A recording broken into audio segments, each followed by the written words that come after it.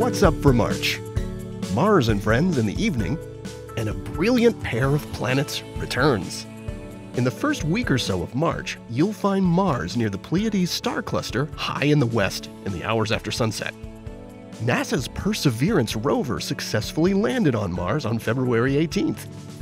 And in addition to this latest surface explorer, orbiters from 2 other nations arrived in orbit around the red planet last month, making 2021 a truly international year of Mars exploration.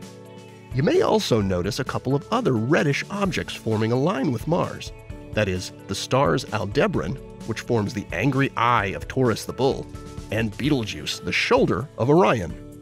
And speaking of Betelgeuse, astronomers using NASA's Hubble Space Telescope and other observatories have determined the cause of the star's dimming last year was likely due to a cloud of dust ejected by the aging red giant.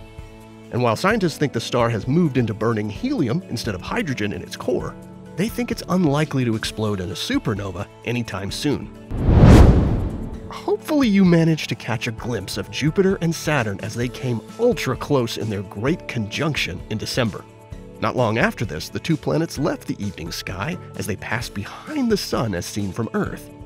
Well, now the pair is back, this time as morning planets. In the second half of March, Jupiter and Saturn re-emerge as a bright pair in the pre-dawn sky. They won't be as close as in December, but they're still an absolute joy to observe. So if you're up early, grab a warm drink and step outside to commune with the largest planets in our solar system. Here are the phases of the moon for March. You can catch up on all of NASA's missions to explore the solar system and beyond at nasa.gov. I'm Preston Dykes from NASA's Jet Propulsion Laboratory, and that's what's up for this month.